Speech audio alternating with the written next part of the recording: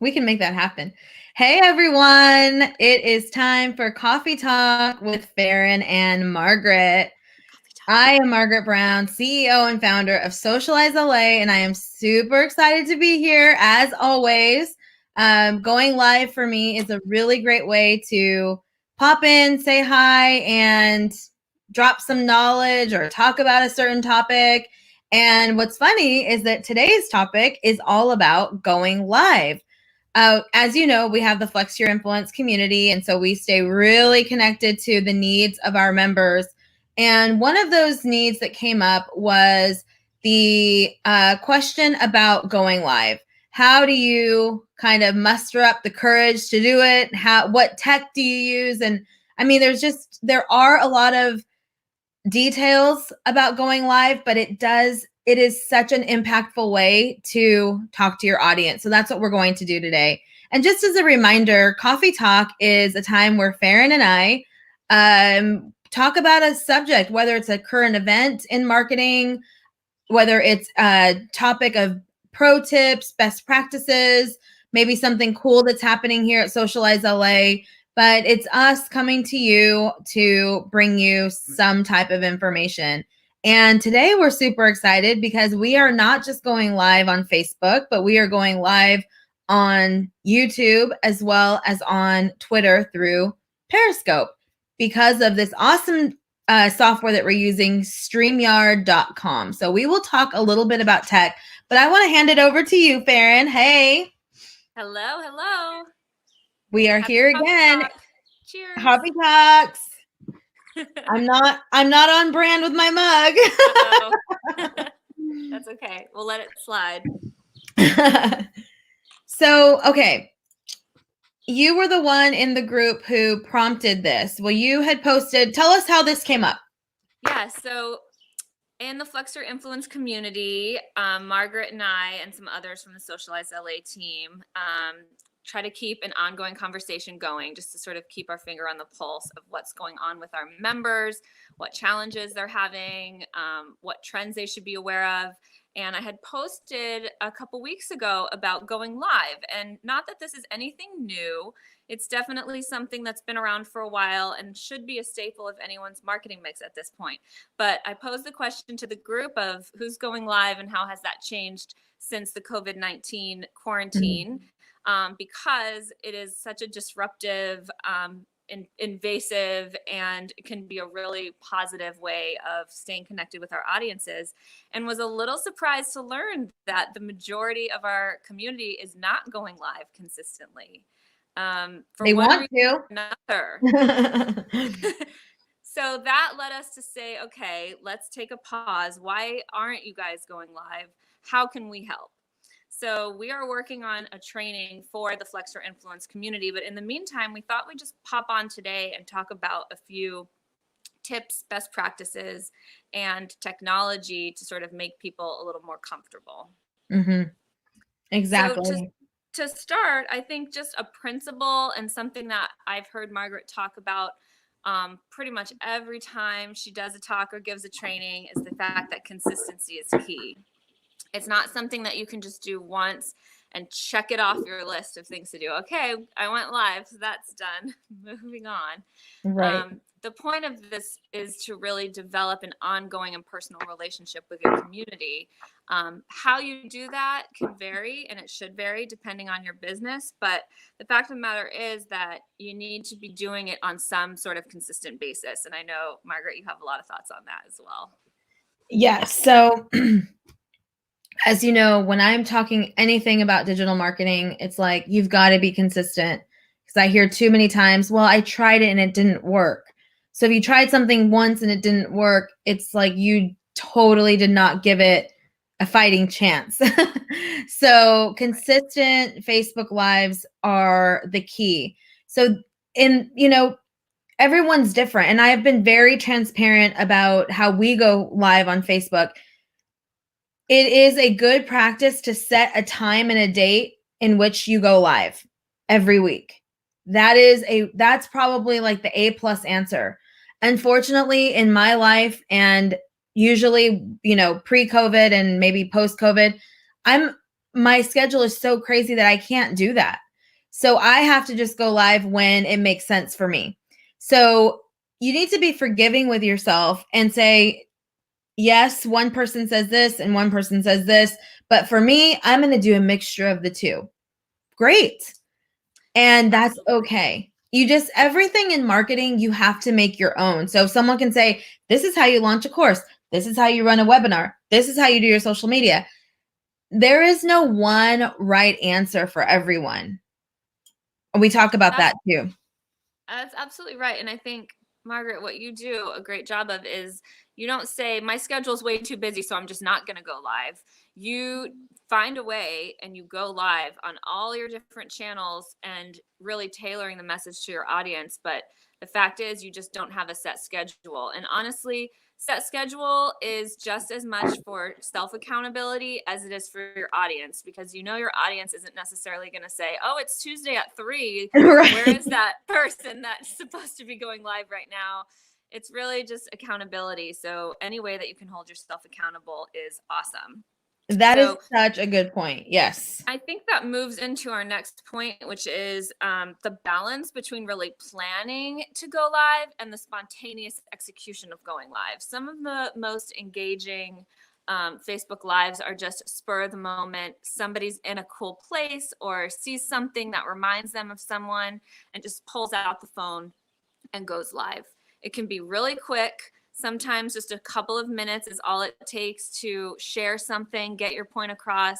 The live audience can react to it. You can kind of chit chat with people in real time, but then you also have that piece of content that lives on after the live, and you can use that to share around to your different pages and just sort of make your overall online presence a little more full. Yes, and you hit up on a point that's so important, because when going live first came out, the gurus were saying you need to go live for a long period of time so people have the opportunity to jump on. Well, yes and no, because you might just be somewhere cool and can go live for a few minutes, and it doesn't necessarily mean that is now that 3 minutes is over. That content lives on. And so it just depends on what your goal is. If your goal is to see as many people pop on your live as possible, then that's when you need to schedule it out, send out email reminders, and be on for a significant amount of time. And then that's how you build your numbers. Hi, Scott. Hey, Scott. Happy belated birthday. So hey to the folks and the fam. Yeah, where's Neela? Is she on? You're distracting us now, Scott. There's no way she could be on because she doesn't know her login.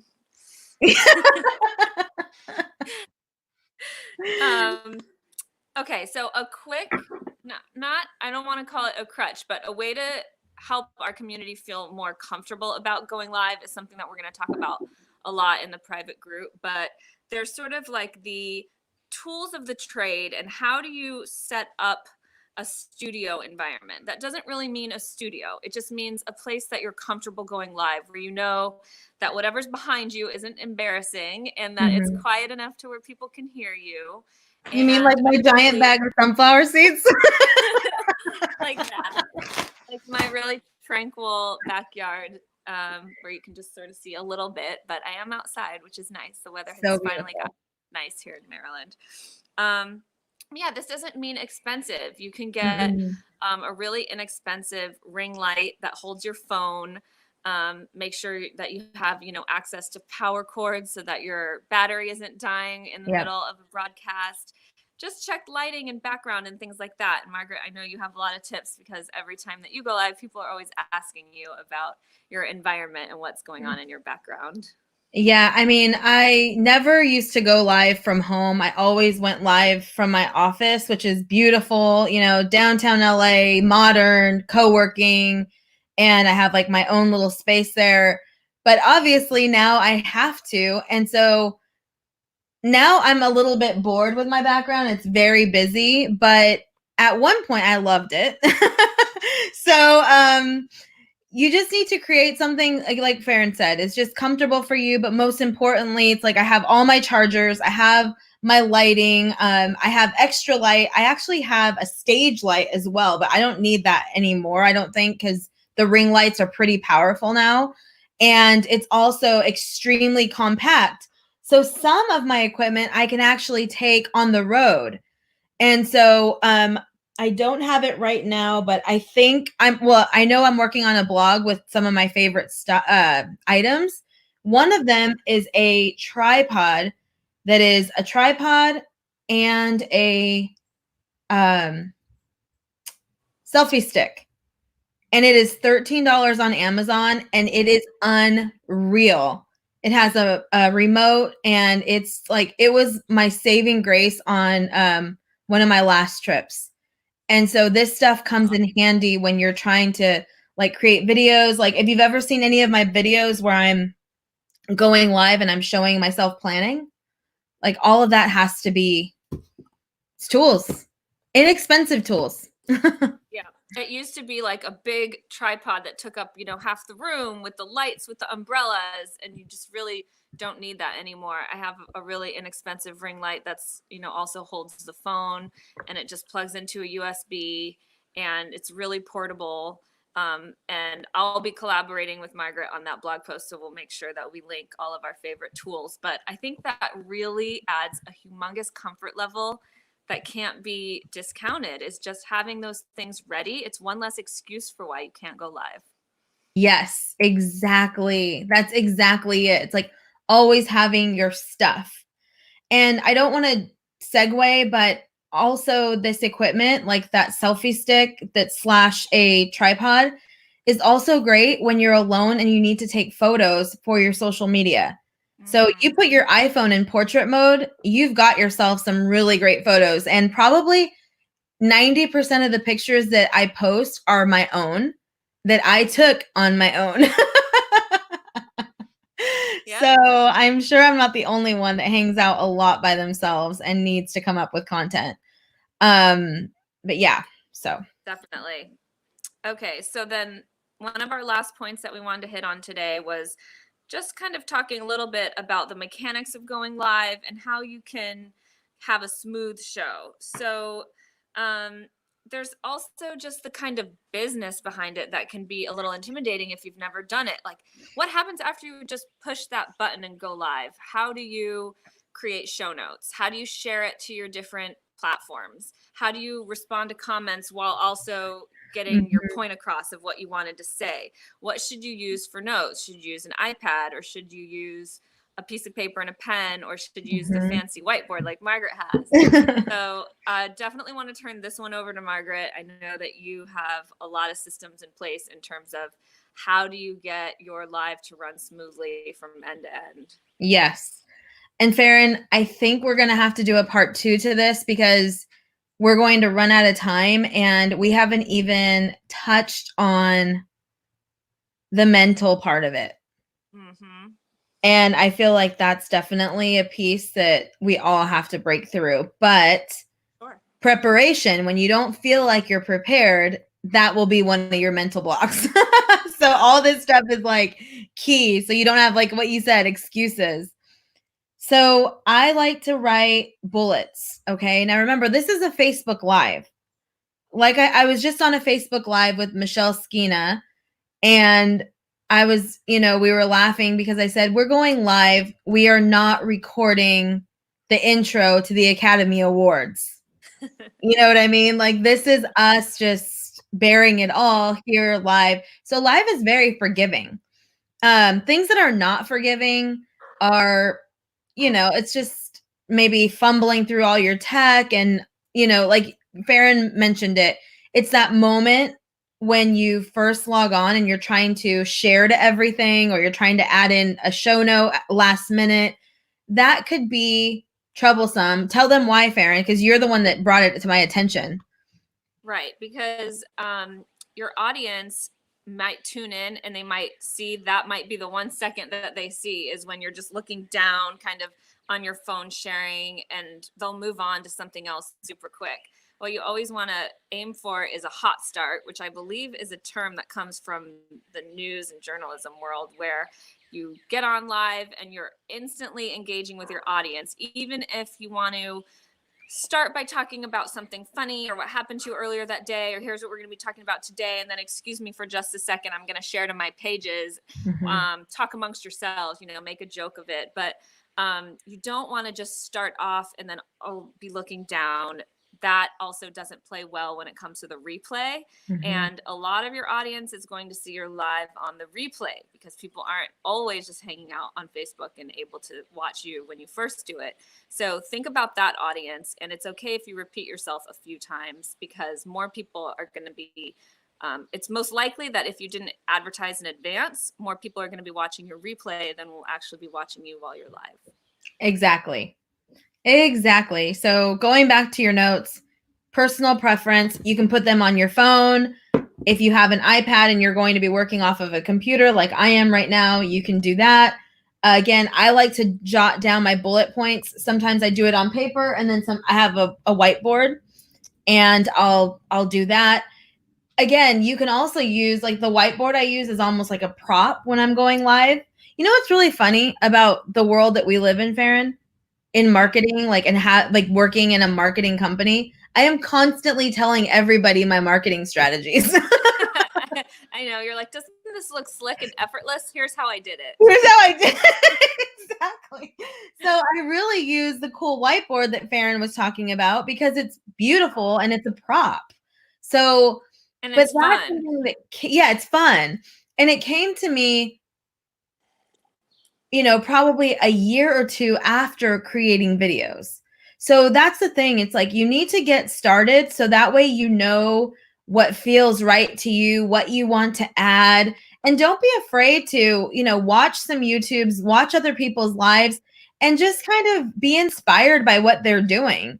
So I'm inspired by backgrounds that I'm seeing right now. And so I'm going to be changing up my space in the next week or two. I can't really shop, so I haven't had the opportunity, but it's just important to just evolve yourself. And that's what Facebook Live is. Like what you're seeing here, like, let's go back. I'll go back to my Facebook page and maybe see my first or second Facebook Live and just see how different it is. Like, now we have this beautiful software, StreamYard.com, and I can do all these cool, things, and I can stream directly to 5 different channels. So it's just like, it's a game changer. Here's a question from our audience. How do you get over the feeling that no one is really going to care? This goes to the mindset that you were just talking about. Exactly. That is the mindset. And so that goes back to just your overall marketing of your company too. Because a lot of people think, why should I blog? Someone's already talking about what I talk about. Someone's already talking about digital marketing. Imagine if we felt that way. You would not be hearing from Faryn and I, because trust me, there are plenty of people talking about marketing and going live. But no one's Faryn and I. No one's Faryn, no one's Margaret, and no one's you. Your audience needs to know that you know your stuff. And that's hurdle number 1. And then regarding like whether they'll care about a new blog that went out, or an email blast that went out, or a social media post that went out, or the fact that you went live, like, even if only 2 people cared and one of them became your client, is it worth it? It is. And the more you do, and the more interactive you become with your audience, and the more people want to watch you, it'll just grow. Everything just grows. I mean, right now we don't have a ton of people live, and that does not faze me or bother me at all. Now it used to scare me, but I just don't care about that, because I know that this is going to live on forever. I know that there's ideas flowing of the people that are here. I know you'll get some idea that you're going to take back to, whether it's your business or your organization or your nonprofit. And Faryn and I right now are getting ideas for what we're going to be doing, because now she's collaborating with me on the blog about tech for your Facebook Lives, which is great. No, absolutely. I think as long as you make sure that you're providing some utility, there's some actionable takeaways from everything that you do. It's written from your point of view. It goes back to the marketing differentiator conversation that Margaret was having with you guys a couple weeks ago, is just, everyone, like she said, everyone can do X, Y, or Z, but you're the only one that does it from your perspective. So how do you put your own unique spin on it? And then how do you make sure that you're actually giving tangible, actionable utility? It's not just about talking about your business and selling your business and here's why this is so amazing. It's how do you help your audience? So the more you know your audience, the better, which is why Margaret and I are always asking our audience, what's challenging? What's a win? How can we help you? What questions do you have?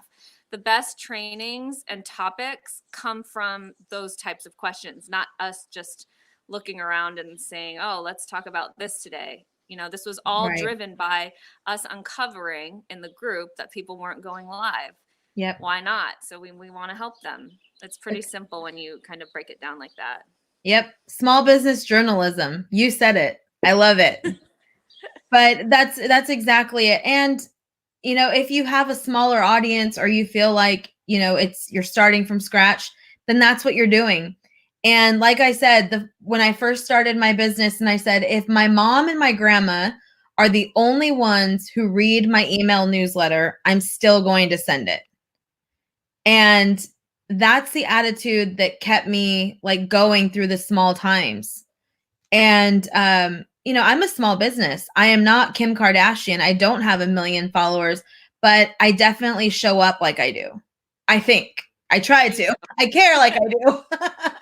I think Margaret's been live all day today. So my thought was like, maybe she should have a notification for her audience when she's not live, because I think she's living this entire day live. But, she's really shy. So she's not. Yeah.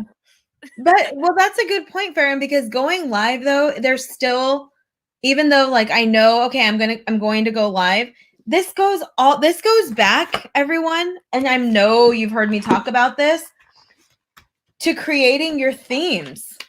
So if you were listening to anything I said at the end of last year, I said, create your themes. So if you have the Flex Your Influence Master Planner, we went through. And so I know half the battle is just knowing what you're going to talk about. Yep.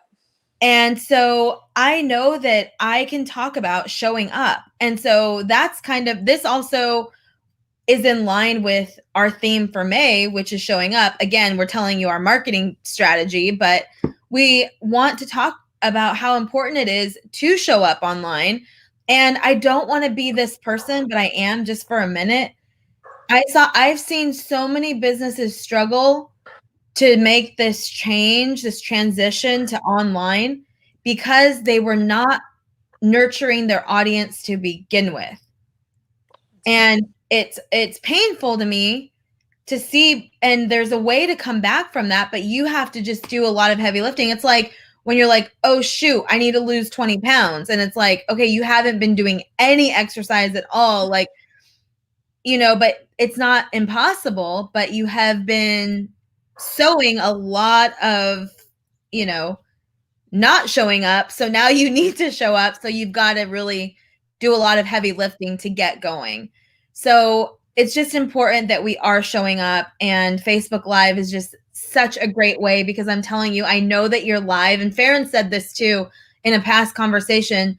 It's like you're going live and now you're just there for everyone to see. And like today, we're going live to so many different channels. We're really out there more than we've ever been, Faryn. Don't think of it that way. Yeah. Just think of it as we're talking to each other. And that's something else, you can always consider bringing somebody else from your organization in with you. Yeah. Even if you're not using StreamYard, the basic Facebook Live functionality allows for you to bring somebody else into the conversation. So if that helps, that's also a fun way to mix it up. Totally. Okay. Well, as Faryn said before, these coffee talks are not about us coming on and talking about something that we want to talk about. We want to talk about what is important to you. And so if you have any recommendations or you want to hear us talk about a certain subject, please message us or post it here in the comments. If you want some ideas on how to go live, in the show notes, I have a link to our 90-day template. So in the 90-day template, not only is it 90 days of social media posts, but there are also several, I believe, 18 prompts of what to talk about when you go live on Facebook. So if you need that help, grab it. So I think that's it. Faryn, do you have anything you want to add? Sounds great. All righty.